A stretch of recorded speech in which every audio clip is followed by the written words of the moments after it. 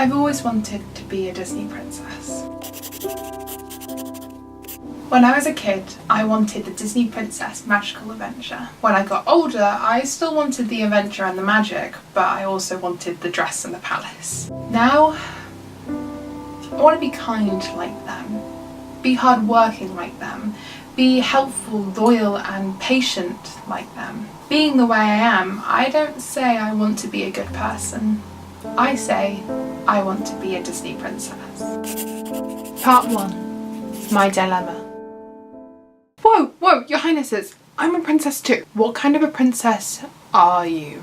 Do you have magic hair? No. Magic hands? No. Do animals talk to you? No. Were you poisoned? No. Cursed? No. Kidnapped or enslaved? No! Are you guys okay? Should I call the police? Do people assume all of your problems got solved because a big strong man showed up? No. Princesses have always been a sign of good, so naturally I meshed them together. A state of morality and fantasy. Being a good person is being a Disney princess. However, I don't think I'm a good person.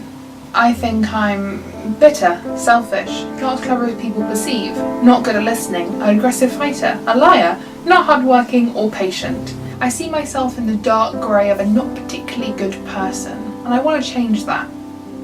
But how? Also, how do you know when you're a good person? Is it when you stop asking yourself that question, or you don't have any doubt? Is it you never know? I certainly felt that way until I got some perspective from a very wise Tumblr account called Bucky King of Memes. Don't judge the name until you hear what they have to say. Anonymous asked, why don't I feel like I'm a good person? Bucky King of Memes answered, because you've got the inside view. See, you see all your nasty thoughts as they pass by. You feel all those mean impulses, you catch every terrible thing you think about a friend. You get front row seats to all the awfulness that comes with being a person, and you only get that view of yourself, not of anyone else. So naturally, since you can't see all the internal flaws in everyone else, it seems like they don't have them, but you do. The secret is that everyone has these flaws. If being a good person is something you strive for, if you keep those nasty thoughts inside your head instead of directing them at other people, if you support your friends instead of pushing them down, if you try your best at what you do, then I promise you, you're a good person. And even if you fail at that stuff sometimes, all it takes to be a good person is to keep trying. Ask your friends if you're a good person. When it comes to things like this, they probably see you more clearly than you do yourself. Trust them. If they say yes, of course, then you know you don't have to worry. If they say no, you can ask them why and then strive to change those things about yourself. You're a good person, even if you don't feel like it. So the plan was in motion. I was struggling with the question and my friends had the answers. It was just about swallowing my anxiety and asking them. And maybe for some more views, a teacher, some of my classmates, my family. While Bucky made me feel better about how I perceive myself, as he nailed me completely, I felt getting more views from others would help me more. It was only until I watched an Anna Arcana video that I realised I hadn't really got what Bucky was trying to say. So recently I watched a video from Anna Arcana about her asking her friends what they thought her flaws were. And the big piece of advice was, don't ask unless you want to know. And that really stuck with me because my plan originally was going to be ask a teacher, ask my classmates, ask my friends, ask my family, all these people about if I was a good person, and I realised I didn't want to know the answer from about 3/4 of them.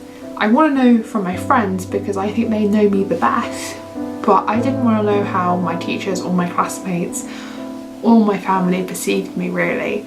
So what we're doing is I am asking my 3 best friends, Harriet, Cole and Beth, the question of am I a good person? They can have 3 options. Yes, you're in the grey area, or no.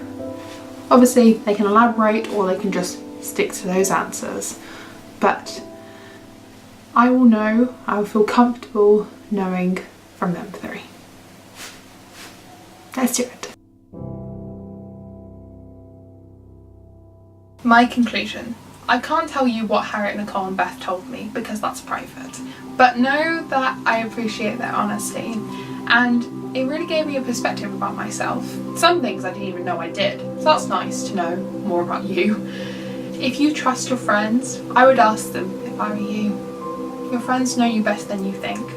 And mine definitely do. Backtracking a little to my previous mindset though, on the other hand, if we wanted to follow the Disney princess way, we don't have the answers of what they would do in our current situation, as the films don't give us structured life plans. How would Cinderella deal with something said against a minority? How would Snow White deal with being the only one who did the work in a group project? How does Aurora not feel lonely when being the one who doesn't drink at a party? How does Ariel deal with catcalling? How does Belle not gossip? What about me? Part 2. My idea. Though that wasn't my aim. How can I grow as a person if I'm not making my own decisions? If I followed a structured life plan, there'd be no such sense in succeeding, learning or failing. It'd be simply going off course or doing that plan. What I needed was a reminder of what I wanted to change about myself, in line with Disney princess personalities, but not copying every detail. Then I came up with an idea. It was actually inspired by Nicole. When I went to visit her in March 2017, I saw she had a very aesthetically pleasing mood board. She explained it summed up her essence, which it does, and was a little reminder to her. It was there in view for when she woke up and when she went to sleep. It reminded me of my old princess rules that I made years ago. A princess must be loyal to the ones who deserve, not it, just deserve, a listener and observer to help prevent sadness. Oh God! Honest to her people, friends, family, and elders. People? Who are your people? And filled with love for planet Earth. I definitely needed a redo, and I needed to do some research.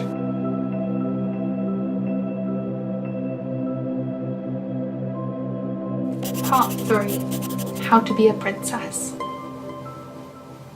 If you still want the answer of how to be a princess, I think I have it down to 17 traits to live by with the help of some Disney princesses. Be kind like Cinderella, creative like Rapunzel, loyal like Anna, helpful like Esmeralda, smart like Kida, a listener like Elsa, peaceful like Snow White, organised like Tiana, honest like Jasmine, energetic like Moana, brave like Ariel, open-minded like Pocahontas, hard-working like Mulan, patient like Belle, strong like Merida, independent like Megara, and humble like Aurora. But at the same time, you don't have to be.